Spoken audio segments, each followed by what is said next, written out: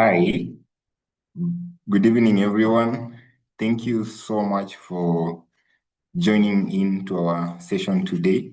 It's been quite a while since we hosted such an event, and we are back very strong, very energetic. And today we are having one of the smartest brains in terms of data science. On top of what you are going to look at today, we're also going to have a session where you can ask your questions, we reply, and the guest is in the house.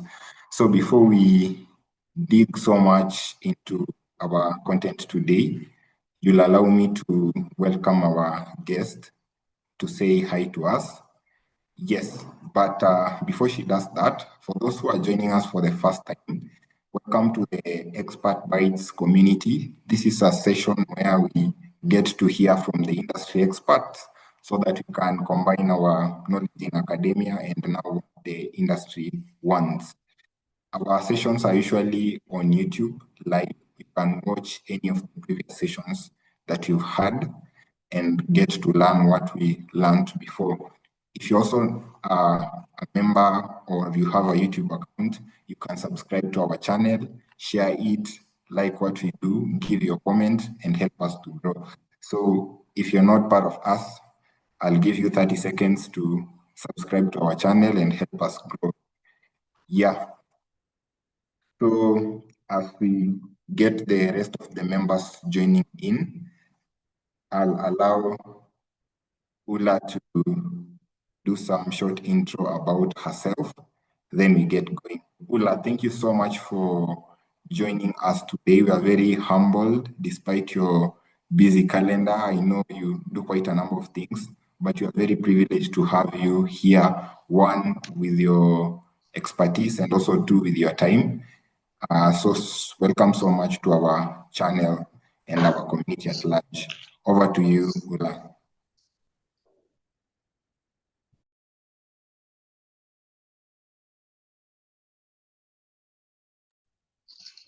Awesome. Thank you so much, Douglas. Thank you for the short, brief introduction. Hi, everyone. I'm honored to be here.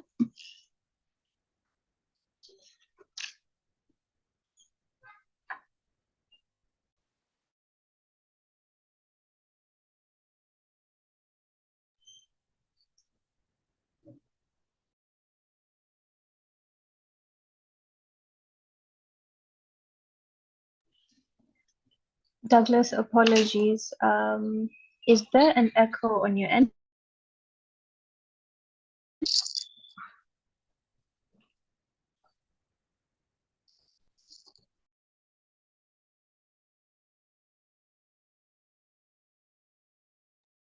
Possibly, yes, but I don't know if you can still hear it right now. Is it still there?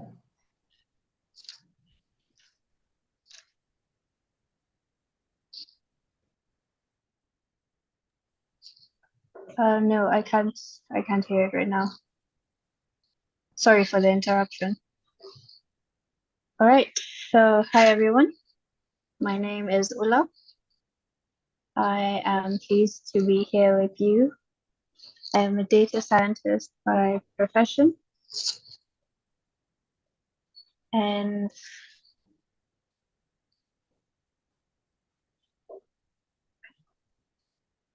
I'd like to consider myself a data enthusiast.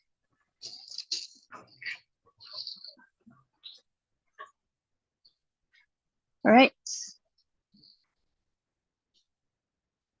So without further ado, we can jump right into it.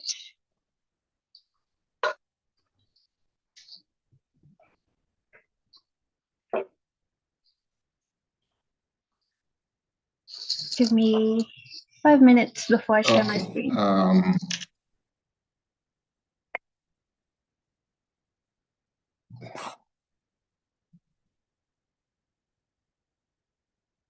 Okay, fine. So as you do that, if you can hear me still, as you do that, maybe just for the sake of those who are joining us, I know we had done the intro.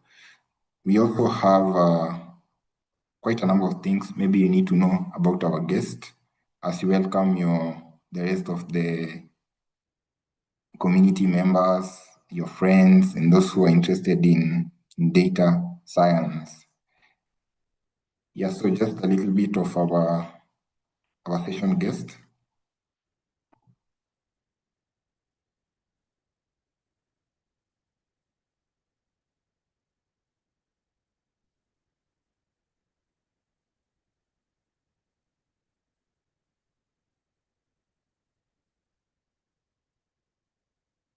Yes, you can see we are having a data analyst in the house today. So as she's setting up her screen and every other thing, once she notifies me, okay. Yeah, so Ulla is specialized in Python development. Then she's majorly extending her expertise to data manipulation using the Python libraries like matplotlib, pandas, seaborn, numpy, and of course she uses that to get some insights and provide data-driven decisions. She's also proficient in Power BI, W to create interactive dashboards and reports for effective data analysis and presentation. Of course, she's so passionate about leveraging technology to solve real-world problems. Okay, I know Ulla has quite a number of other passions that I saw on her LinkedIn and Instagram pages. Perhaps if she's okay, she'll be sharing that with us later on. So if you're set, we are good to go. Yes, I am set. Okay, good. All right. Okay, let me stop sharing so that you can just proceed. Awesome. Just to confirm that I am audible. Let me know if I am. Yes, you are very much audible. All right. Okay. Can you see my screen? I can see it. Okay. All right. Welcome to the session. Today we're going to be talking about data science, basically unlocking insights, driving decisions, and shaping the future. As we all know, with the introduction of AI, data has become a hot topic in the tech industry. Moving on. So our agenda for today, we're basically going to discuss what data science is, how it shapes industries. There are a variety of industries that are being affected by this. Career paths that come with data science.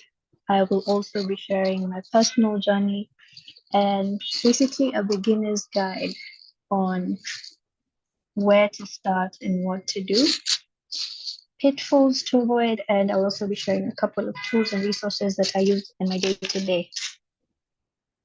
All right, so the big question for most of you that are beginners, and I believe also some of you have been in the industry, what is data science? Basically, data science is turning raw data into meaningful insights.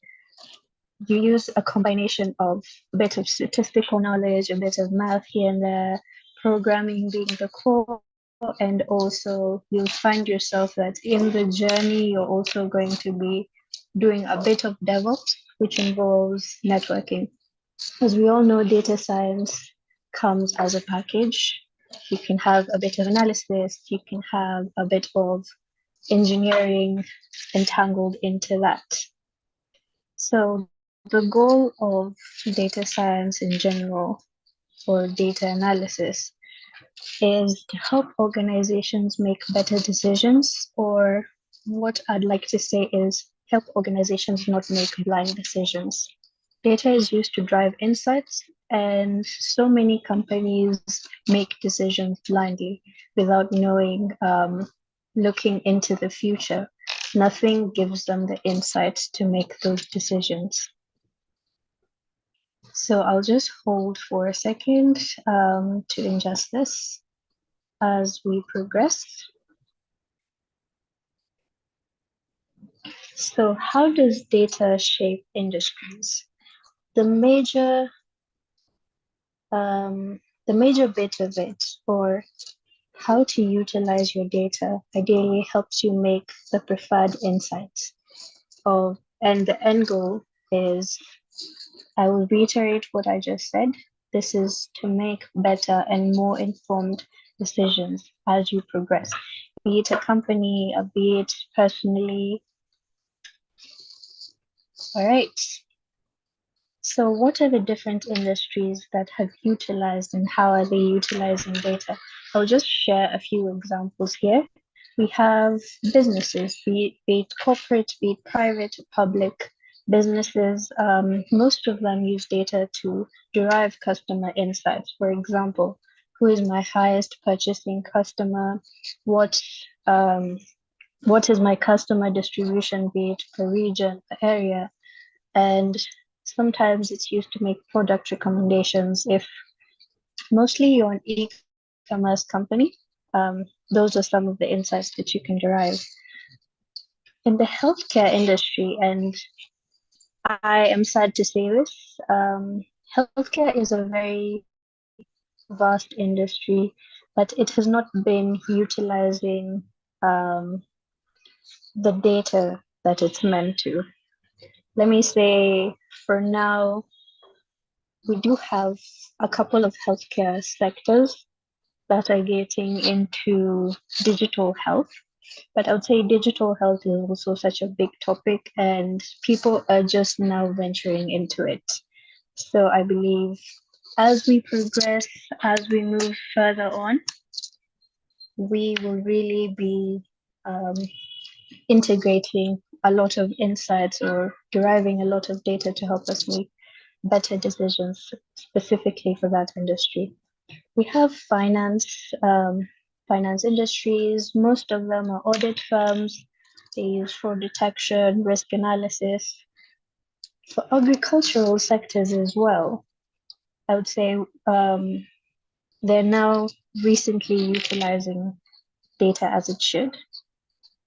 And one of the ways that I've seen data being utilized specifically in this industry is majorly for climate tech sectors. They would use weather reports or weather data to decide hot zones for, let me say, cold zones for areas for trees to be planted. We also have societies, majorly when it comes to town planning, city planning. You'd find that there are a variety of European companies that actually do this. I have not seen this being implemented in Kenya. I am yet to see this. Awesome. Moving on to the next. So we have different career paths in data science. Like I said, data science is a jumble, or you're basically juggling a lot. Sometimes people get confused because it's not as specified what exactly you're going to do. So I'd like to think of it as a package in a whole. For a data scientist, you can decide to go either way. You can be an analyst, you can be a complete scientist, you can be an engineer, whether it being a data engineer or an ML engineer, you find that the two sometimes are very close. There's a BI specialist. I know there's a lot of confusion between a data analyst and a BI specialist. So a data analyst can be general. All you do is interpret data and you build reports. A BI analyst, as the name suggests, is majorly business intelligence. So you're driving insights for, should I say businesses? I think it's biased. But any of you can correct me if I'm wrong. So I will jump into my journey, give you a sneak peek of where I started.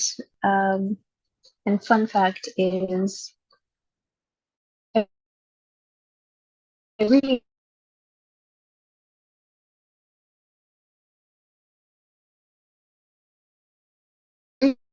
didn't start as a data analyst or data science architecture. I did it for about a year. It was the right fit for me. And after that, I decided to look for what drives me or where I fit in. So basically, as I'm giving you this background story, um, there are those who are still in school who find it a bit confusing of where you are. Is this what you really want to do? And one thing I can tell you for certain is that if you feel like you're being forced to do something, then I'd say that's not really what's meant for you. But again, it really depends on what you love doing, what you love spending your time on. So, how I realized that this is it for me is one time I attended a conference by Google, and ideally, they were talking about driving insights.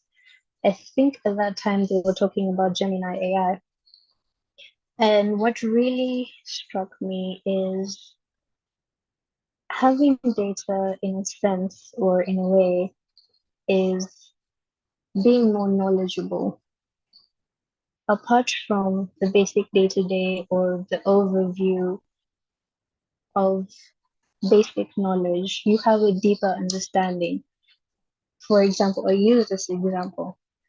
In a company, we have various departments.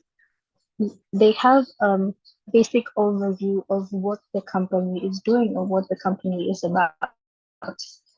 But you, being the analyst or the scientist or the engineer, have a deep dive because you have access to the data. So, from that, with it giving me the power to make better decisions, I felt that this is something I would really want to get into. Plus, in a way, it's for me, it's a way to help companies or help individuals have that drive and have that focus on where they're heading to. Generally, me being in this industry is completely self-taught. It was a bit difficult at first. I mean, you have an overload of resources, you don't know what to choose, what to pick. So it's been really a journey for me. It took me about 3 years to get me to where I am currently. Some of the challenges I faced are confusion from the beginning. Like I said, you have too many resources, you might not have structure, you might not have the proper roadmap on what you have to do, what are my basics, what are my technicals. Another is lack of proper guidance. So with beginning, yes, there were so many people in data at that time. So many people had started their own courses, their own communities, but then you realize that out of all of them, most of them didn't have proper structure. So that's what I realized, and from that, I decided to go the self-learning route. Some of the lessons that I learned is knowing the importance of having a clear roadmap. This helps you understand where you are and where you need to be. It also, in a way, helps you avoid a lot of frustration along the way. Some of the courses that I interacted with during my self-learning journey really gave you a jumbled up idea of what data science is. So currently, some of the milestones that I've achieved, I'm a certified AWS cloud practitioner. solutions architect in the pipeline. I gained experience as a DevOps developer. Like I said, being in this industry or being a data scientist would ideally involve you to know um, a bit of networking, especially when you're a data engineer. Networking should be a core for you. I'm currently pursuing my IBM certification in data science, so hoping to complete that. All right. Um, I'll jump into a beginner's guideline or a beginner's path. And ideally, this would be your path from how do you extract raw data to how do you manipulate it and get insights, and how do you story tell that to stakeholders, and how do you deploy or what you use for your deployment. The first thing, and I think this is very important, is learn the basics. You can't jump into programming or learning about the tools, the analysis tools or the visual tools without learning the basics. Some of these basics, as a scientist, you know, it includes a lot of statistics. It also has a bit of math entangled in it. And one of the core things that you need to learn before anything else or familiarize yourself with is Excel. I think people really underestimate Excel, but Excel is your starting point. Let me start by saying that. After learning the basics, now you can get into the programming. And one of the major programming languages that we use is Python. I believe most or some of us have interacted with Python a lot in all its different libraries. It's a very dynamic programming language. Others have also interacted with R. I don't know if most of you here have used R before, but that's majorly for working with big data. And also if you're getting into a bit of machine learning, you would use R. There's also one language that's coming up pretty quick. I don't know if any of you have interacted with it, but it's called Julia. You can have a look into it. So Julia works well with machine learning, and it also works well with Python and R combined. After that, after getting the basics of programming or a deep dive, then you can start using the analysis tools. Some of them, I think another programming language, sorry, I forgot to mention this, that you would actually be using it, and it's a core, especially for any analyst or whenever you're dealing with data, is SQL. Some of the analysis tools you'll be using are SQL, Pandas, which is a Python library, and Excel as well. And for visualizations, we have a bunch of visualization tools out there. Some of the common ones are Power BI, Tableau, I think Seaborn. Seaborn is also used for visuals. And after that, you can get into your project. Learning the theory is one thing, and having the practicals is another. You would get all the certifications out there, but if you don't put them into practice, then you're not really building the skill. Even if it's just a basic or a brush through of each of these, you need to put it into practice. And there are a couple of resources out there that you can use. Some of my favorite platforms to learn is Geek for Geeks. So Geek for Geeks, they offer these courses, and they also offer pretty good resources or reading material. Another pretty popular one is, I think, W3 Schools. Most of you have interacted with this. Right. So some of the pitfalls and best practices, I would say, that I personally experienced as well. Jumping to tools without the basics. If you don't have the basics or know exactly what you're doing, you'd really get confused and frustrated in the process. I would advise against the 15-minute tutorials. You know, the tutorials that normally tell you learn Power BI in 10 minutes. Honestly, it's good for someone who has interacted with it, or it's good for someone who needs to know shortcuts about it. But if you are a beginner, I would advise you to take it full on.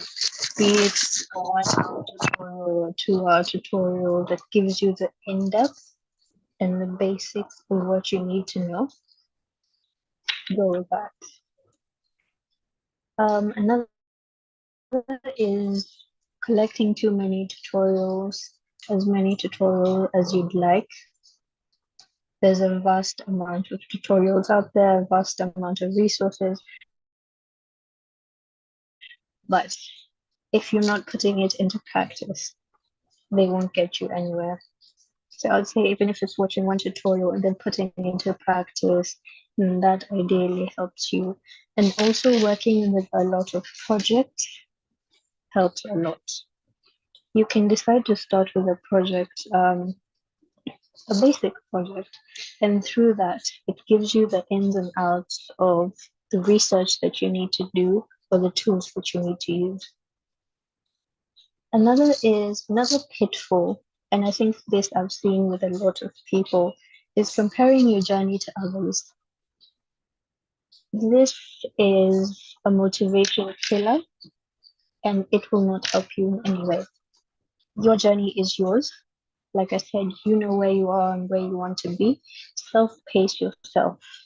Don't rush yourself, depending on your strengths and also depending on the speed at which you can learn something new at. Pace yourself.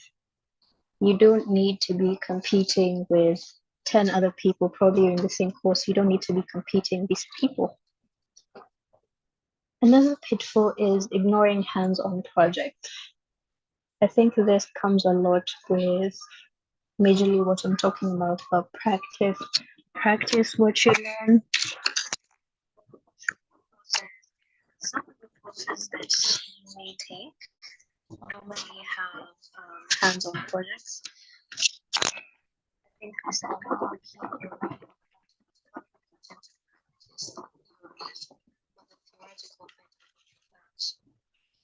practices is focused on fundamentals. Fundamentals are literally building blocks. If you don't learn the fundamentals, you can't really jump into what you need to learn. So focus on the fundamentals. Learn by doing, not by seeing, not by another is stay consistent. Failing is part of learning. You may fail so many times. Interacting personally, and also interacting with people who are taking certifications. Schmidt, sorry for interruption. If you're still talking, your audio is not that clear enough.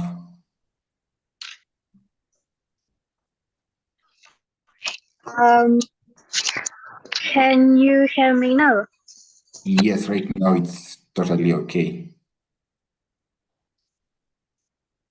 Sorry for Yeah, that. we missed I think a I'll just give few. a quick recap. Yeah, you can just do a quick overview on that slide. You missed a few things, and I think it was very important for you to mention them to us. So maybe just go on.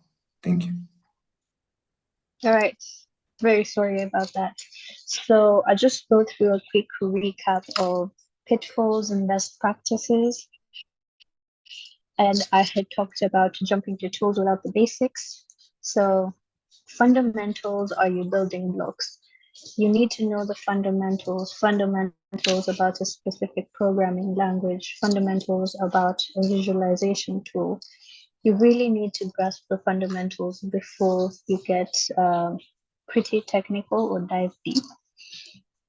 Another is collecting too many tutorials. Like I said, there are a million tutorials out there. There are a million resources, actually endless resources that you can absorb knowledge from, and they serve you no purpose if all you do is read and not put into practice. Another is really comparing your journey to others. I feel like we've all dug ourselves or been in that hole where if I am not keeping the same pace as my colleague or my friend, and we're probably within the same course or within the same class, I decide my own journey and I decide my own pace. So ideally, comparing myself to other people is a motivation killer for me. So you know where you are and where you want to be. Pace yourself. Don't rush things. Sorry about that. Pace yourself and don't rush into things. Another is ignoring hands-on projects. Every course you take or every tutorial you take will always give you a project or a case study. Make sure to get your hands dirty with that. Collecting resources, reading, and watching tutorials is just gives you 50%. The other 50 you learn by practicing. Some of the best practices from the pitfalls is focus on the fundamentals. Fundamentals are your building blocks. I'll keep saying this. Fundamentals are your building blocks. Always learn by doing. Don't learn by reading. Don't learn by watching. Learn by doing. And make sure to stay consistent. Failing is part of the journey. You'll fail so many times, trust me, but always keep coming back. Learn from the failures, learn from the mistakes, and come back stronger. So some of the drill downs on the tools to use. Personally, sorry about this, just a second.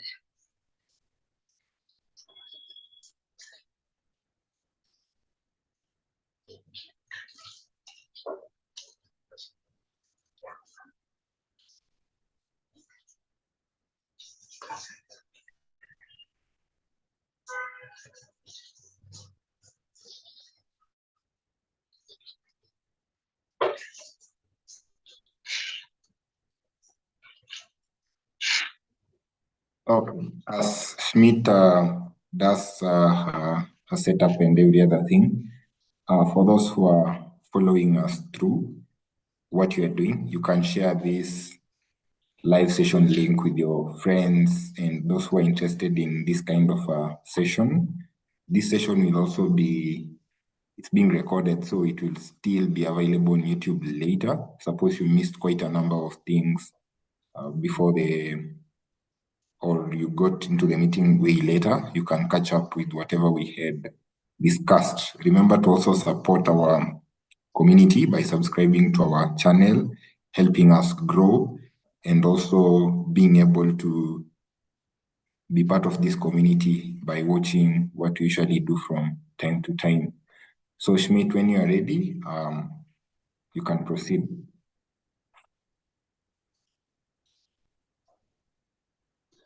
All right, just give me 5 minutes before I share my screen again.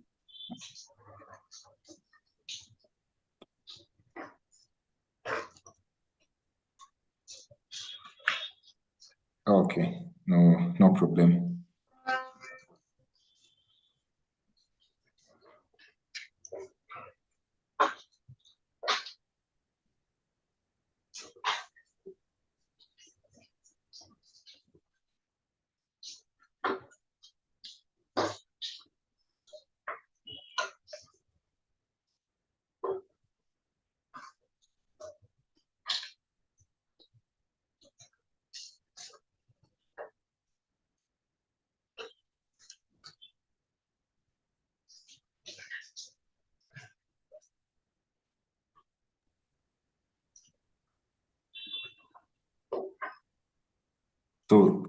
For those who are also still in the session, if you have any question to Schmidt, you can use the live chat box on the YouTube live video. There's a chat box section. You can drop in your question. There's also a link that had been shared earlier on for you to submit your question. So if you had already submitted your question there, it's been captured, and our guest will be able to respond to that.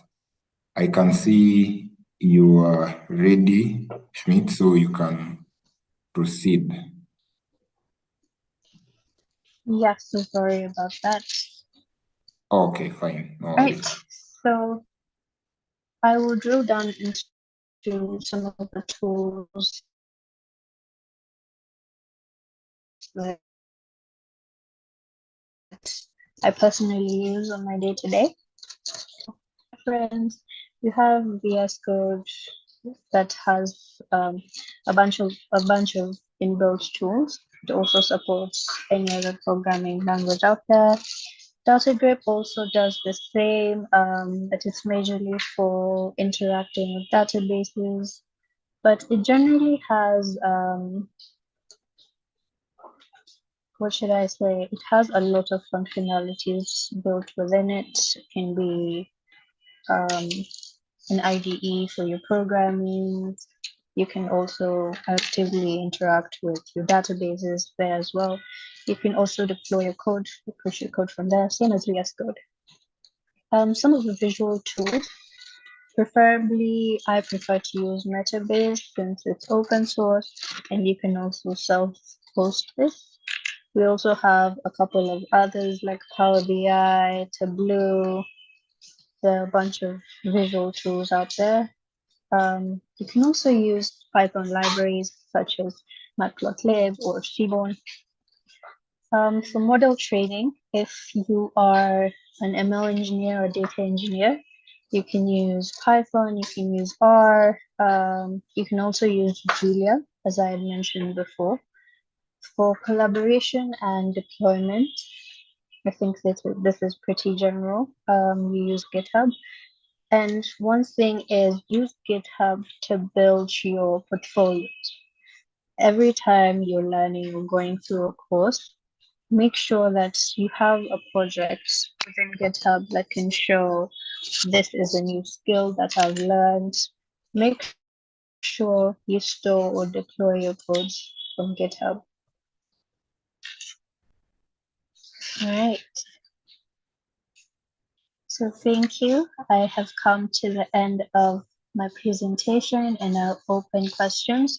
But before I do, I just want to give one quote by Theodore Roosevelt. It says, do what you can with what you have where you are. Sometimes you might feel that you're limited to resources, but use what you have. Thank you so much. I'll be taking questions now.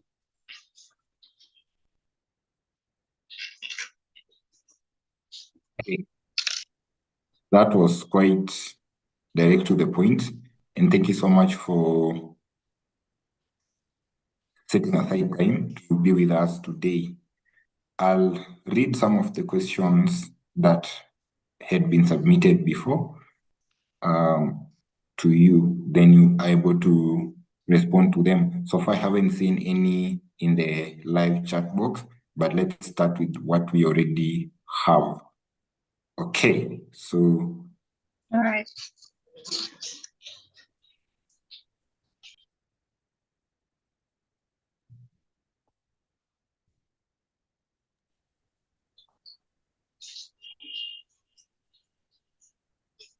Douglas, I can't hear you.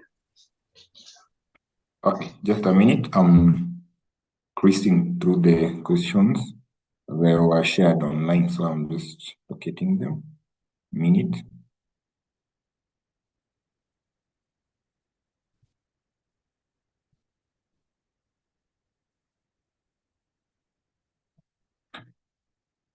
You'll allow me to read them out to you, maybe one by one, then you're able to respond. there are questions stroke expectations from what people had shared. Okay. There was someone who had mentioned about how do you turn your data into a good dashboard and Power BI and how to receive real-time updates. I think that is more tool specific for Power BI. Then there's also someone asking, I would like to be admitted and have access to resources since I am done with foundations. I think you've touched about some of the resources, but if you also have any other leads for someone who is starting off, it would be okay. There's another question. The differences between data science and data analytics. They're also asking, what is data mining? Then AI engineer and machine learning engineer. Maybe you can start with that. The differences between data science and data analytics. Then they're also asking what data mining is. Then maybe the difference between an AI engineer and a machine learning engineer. Yeah, artificial intelligence and machine learning. So maybe you can also break that down for us, Smish. All right, I will start with the difference between data scientist and the data engineer, right? Douglas, did I get the question right? Yes, you did. All right, so a data scientist basically builds models and finds patterns. But to be honest, a data scientist is pretty general. A data scientist can do analysis, a data scientist can build models, a data scientist can also do a bit of engineering in terms of creating pipelines. A data engineer majorly focuses on data architectures. So building pipelines, making sure that there's end-to-end automations from when you extract your data to when you visualize. That is what a data engineer does. So a data engineer majorly focuses on data pipelines and building the data architecture. I hope I answered that question. Possibly if you can read another question, so you can read as I answer. Okay, let me read another question. After bootcamp, is it easy to get a job if I wasn't in tech before the data science bootcamp? All right. I'd say that's a very general question, but ideally depends on what bootcamp you're in, and it also depends, is it fundamentals? Another is, yes, you can get internship positions even with bootcamps. And I will not promise on the job area, but ideally I will tell you one thing: build the skill and show the competence. That is how you get people to notice you. Okay. Can I read another question as well? Yes, yes. Okay. This is someone from the civil engineering field. I think they have a civil engineering sort of background with less of IT. They're asking, as someone with a civil engineering background and skills in SQL, Excel, W, Power BI, I think they've learned quite a number of tools. What kind of entry-level roles in data analytics would you recommend? And how can I position my engineering background as a strength when competing with candidates from computer science, or data science fields? Yes. All right. One thing to be clear is your background doesn't matter. Your skill does. If you have the fundamentals in SQL, in the visualization tools, then you can pretty much position yourself as a junior analyst. You can start as a junior analyst and build yourself up. So I would say the fact that you have a background in civil engineering means that you do have a bit of technical skill. Let me not say a bit, you have technical know how, and you're also a very logical thinker. Those two go hand in hand.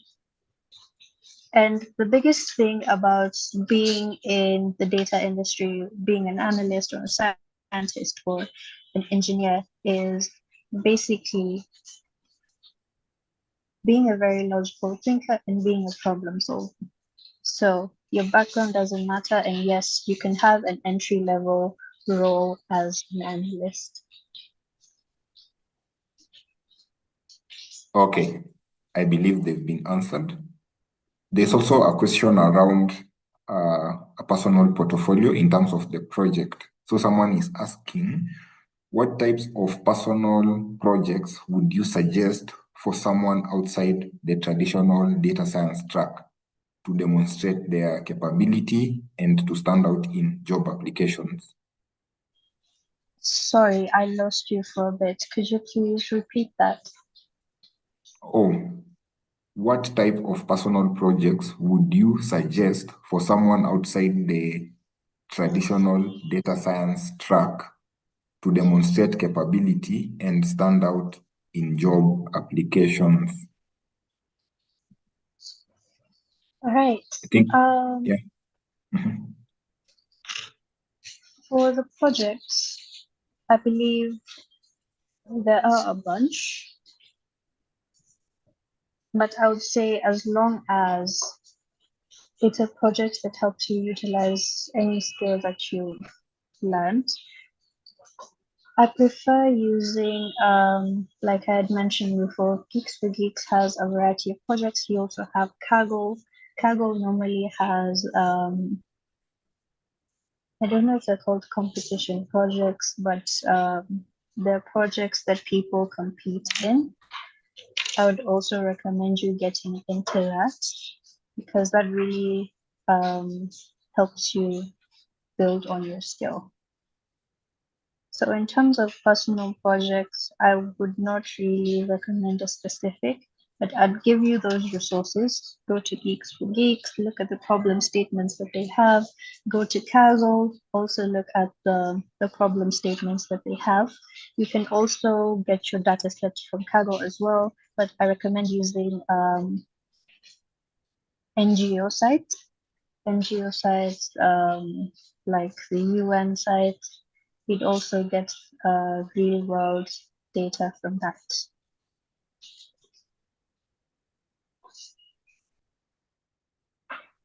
Right. I hope I've answered that. Yeah, I think that's quite elaborate for that kind of question. You had mentioned about the common mistakes. It's also part of the questions. I think for that person who asked about the common mistakes, you are well answered from the previous segment, or you can rewatch the video for that in terms of the common mistakes that beginners make when they are starting out their data science career. Okay, there's also two more.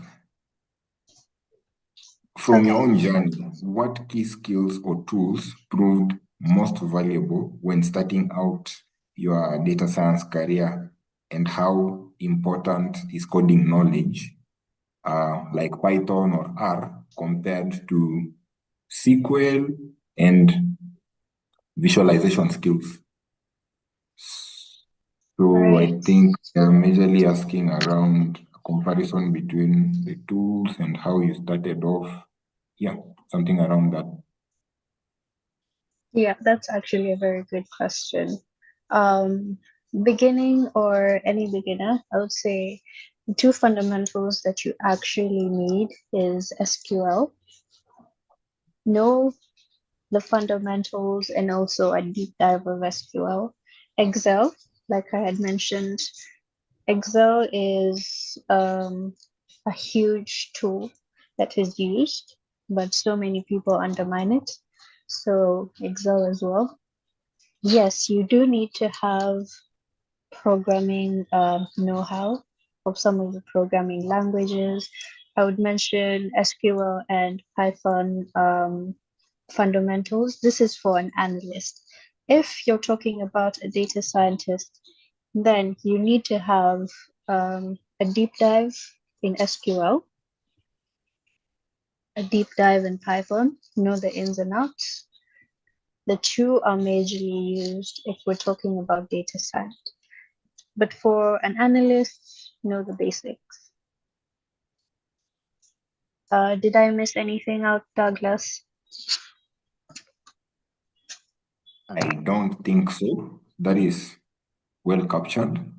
Again, from the roles mentioned, remember that the skills are possibly limited to the kind of role that you want to dive in, as you had mentioned earlier. So for the people who are maybe confused on which tool to use, you can just rewatch the video when she was explaining about the different roles.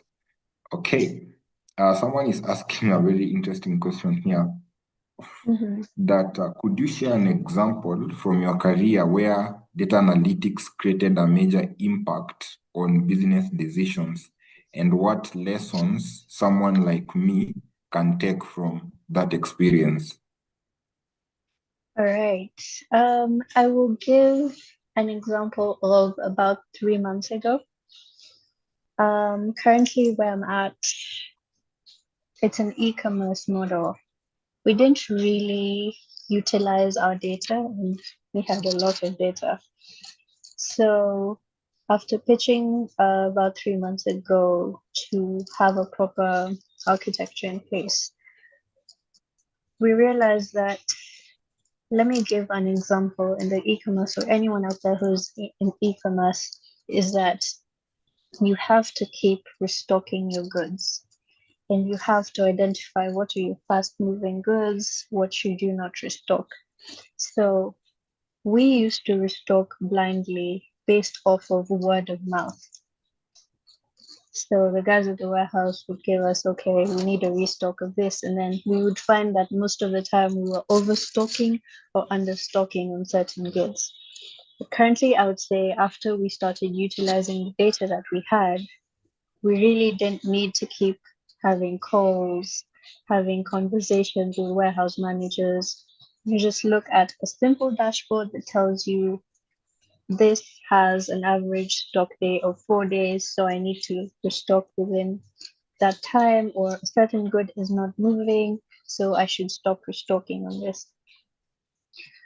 Another thing is also, I came to realize that centralization of data is core, or is key.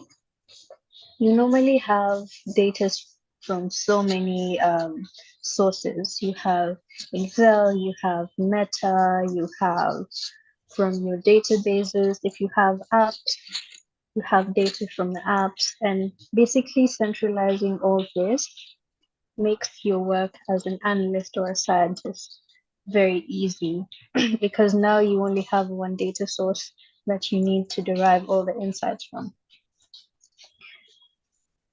I'm not sure if I answered your question, but that's from my personal experience.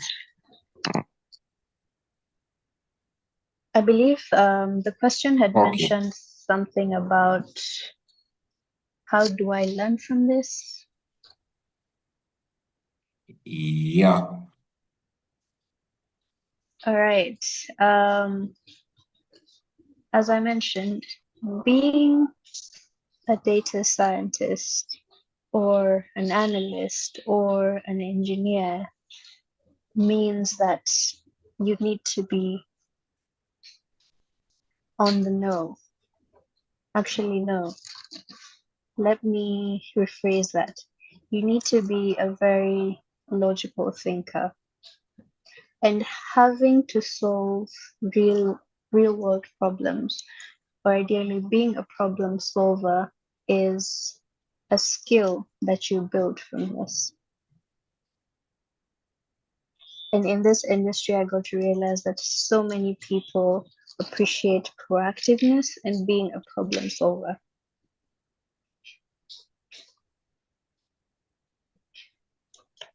Okay. So, I think that is a bit elaborate, so that you're also helping the business to make decisions that would affect either their profit or any other kind of thing, depending on the type of business they're doing.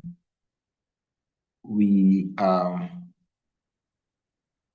done with that. I was checking in the chat box if we have any live question.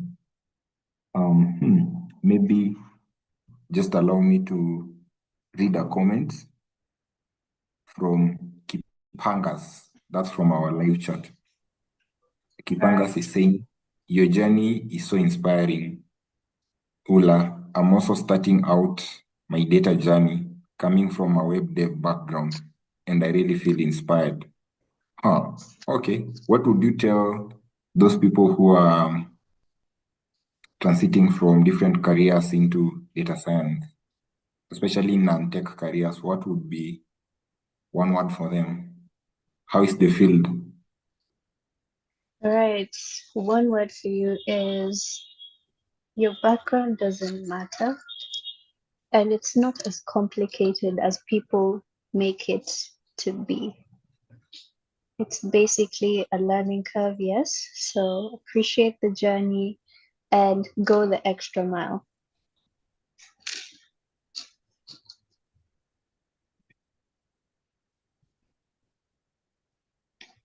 I think the person who asked that, or who rather put that comment out, they'll be more inspired to do whatever they are doing. It's not as hard as they think. So cheers to you, Kipangas. All right. So we are majorly done with the session. It was as short as this. And now, before we release you, Yes. we have I saw now from your work LinkedIn profile about generally what you do as someone would be interested to know how does it look for one, or the day-to-day activities in terms of the data science career. How does it look like?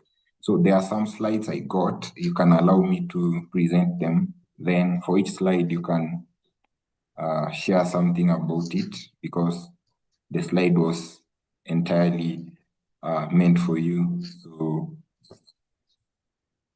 Sure.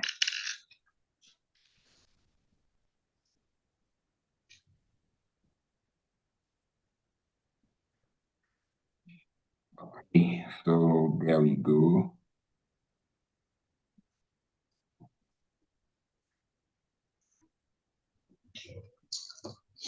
Okay. Do you get time to laugh, or is it just about numbers? No, let's go. Okay, let's go. Okay. What about All this? right. Oh my God. So let's just say our marketing team is wild. Mm-hmm. So this Okay. just gives a day-to-day view on my routine. Basically, I would not say it's the same every day, but most days that's what it looks like. So for Okay. those who don't know what I look like, that's me. Ah. Yeah. So ideally, everyone has a morning routine. We don't judge. I'd like to start my day out with a proper workout. I would not say I'm consistent with this, unfortunately, but sometimes I work out, sometimes I don't. And what I realized is actually being active in the morning kind of jumpstarts your brain. I don't know if this is the same for every other person, but for me, it works wonders. As much as I'm physically fatigued, mentally, I'm ready to work.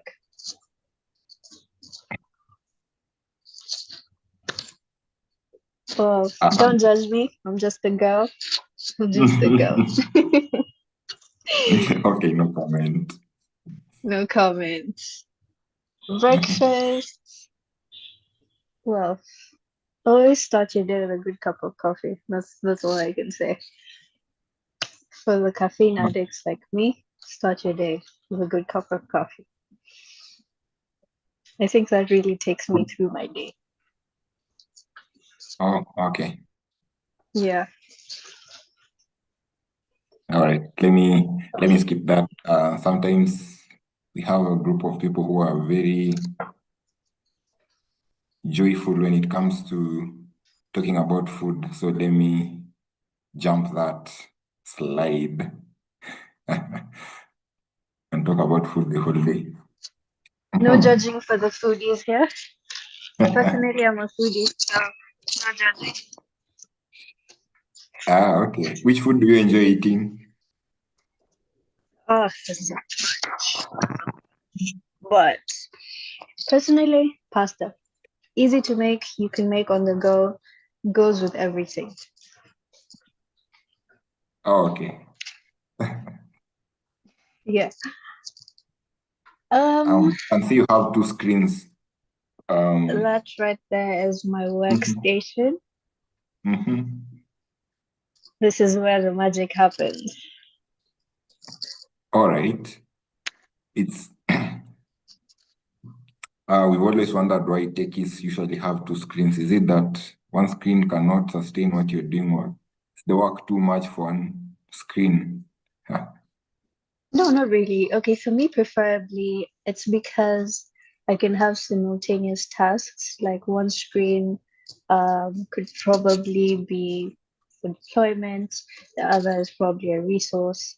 And one thing is that as much as you have the knowledge or the know-how, trust me, every day you'll still have to go to a resource or watch a tutorial to know how some things are done. Okay.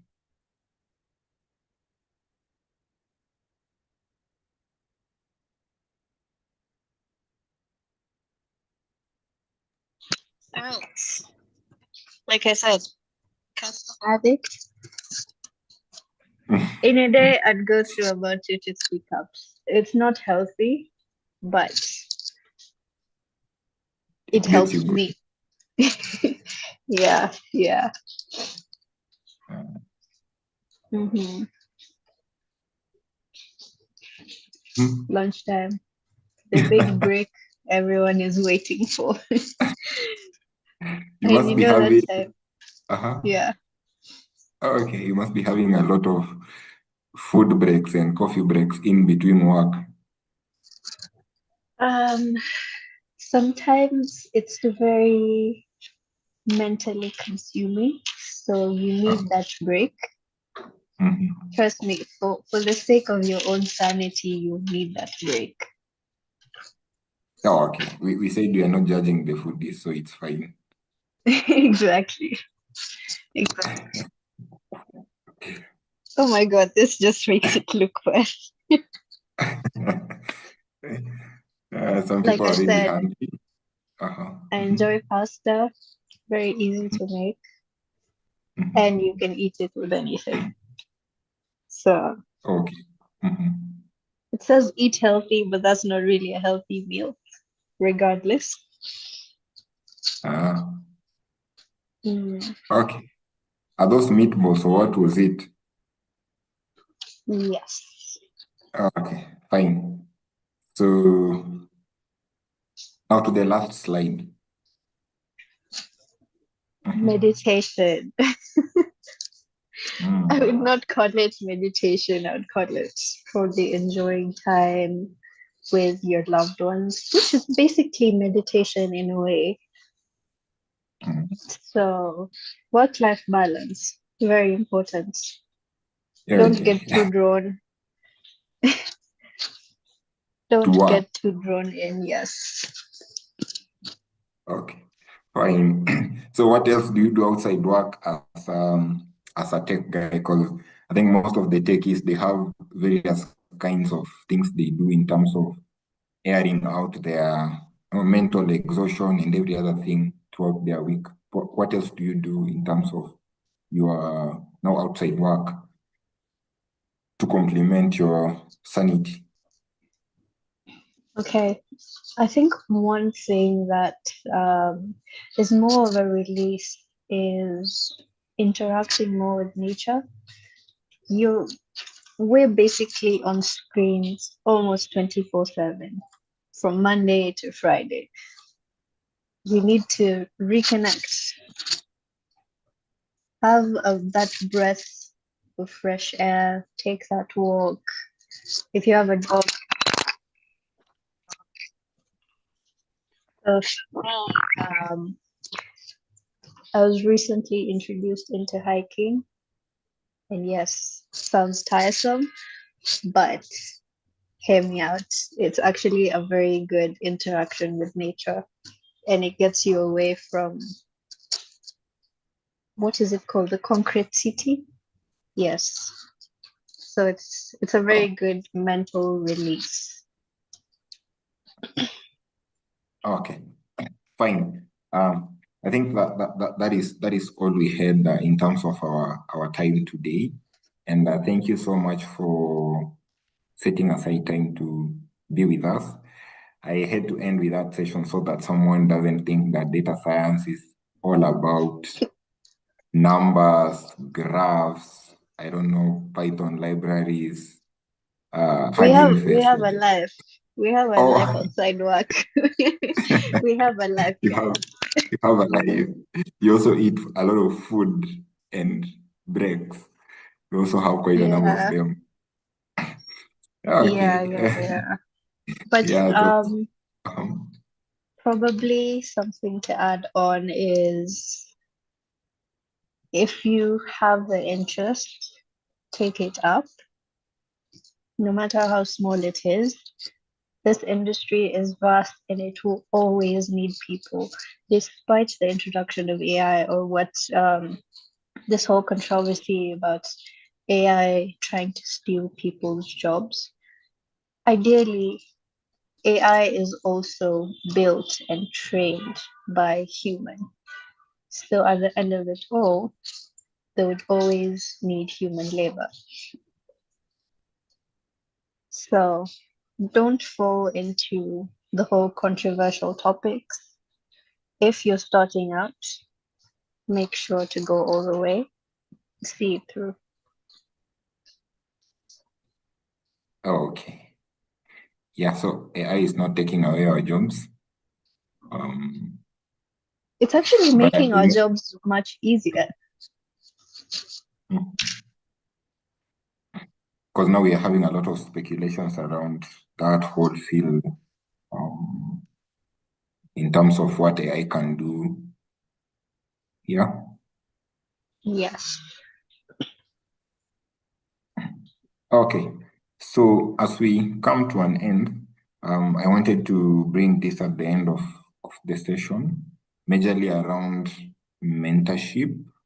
If you're open to mentorship, or at least point people to communities where mentorship is done, or resources, or any kind of platform they can find mentorship in terms of what you do, or within the field of data science and all that.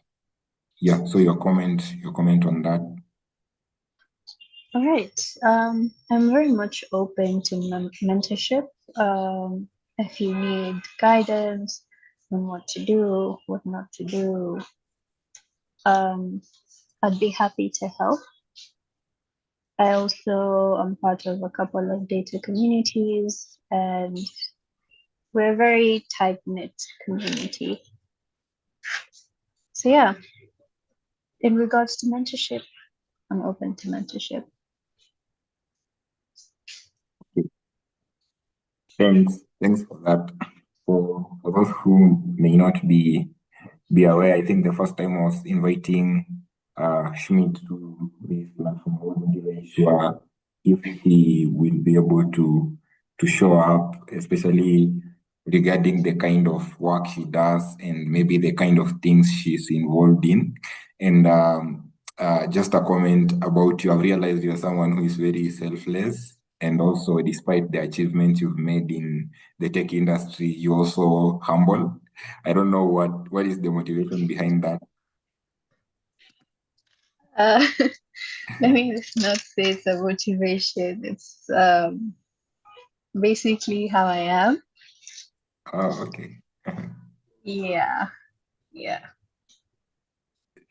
Yeah, it's quite a good thing. So because of your selflessness, we are able to have this community running this session today.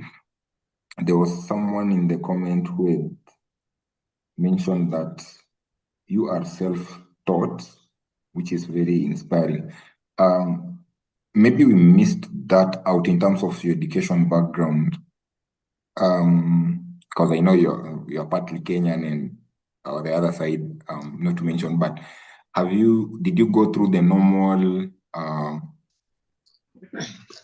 of course now majority of the audience, I guess they are from Kenya. So did you go through the normal system in terms of education that landed you finally to data science sort of career? Yes, I did go through the normal system. Like I said initially, my background wasn't even in tech at all.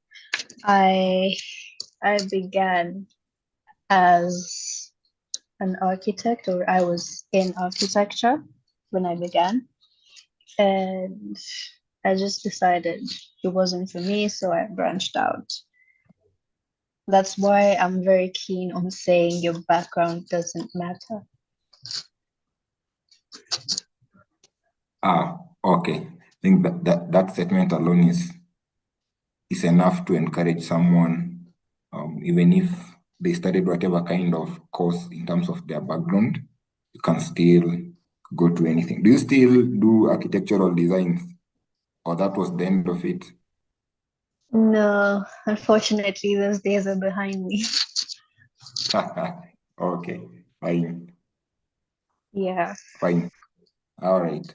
So allow me to call it a day for this particular session. We might possibly have another series around data science. And if your schedule is not so packed, perhaps having a different, because today the session was majorly meant for beginners and career switchers. But later on, we can have a more advanced kind of session where we'll be learning quite a number of things around data modeling, AI training, and maybe now focusing so much into the whole field of data science and the practical things people can see that data science actually helps us to achieve in different sectors. So until that point, thank you so much. We really appreciate. And I know it's a weekend. We hope that you also have time to do what you do best after sharing your Instagram account. I saw you do quite a lot of driving. Yeah.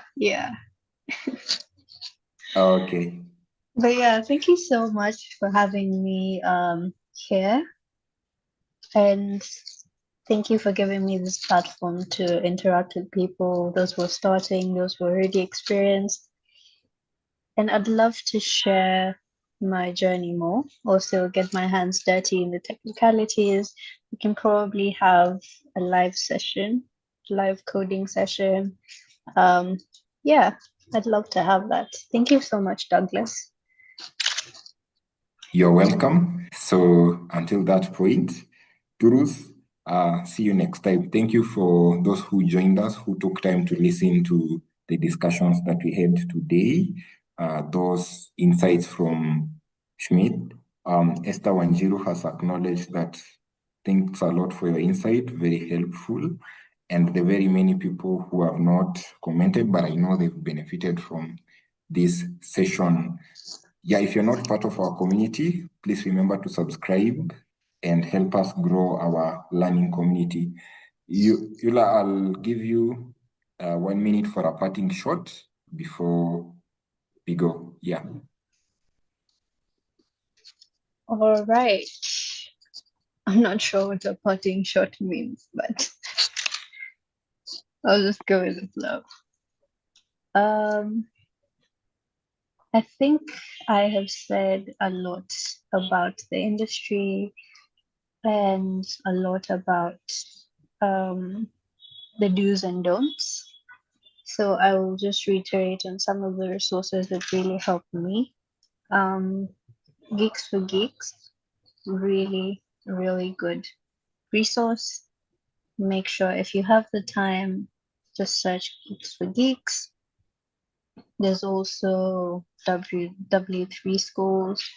You can also find a lot of good reading materials on that. Okay. I think I will leave with that. Fine. That was it for today. Thanks. I hope to see you in another session soon. Bye-bye. Cheers.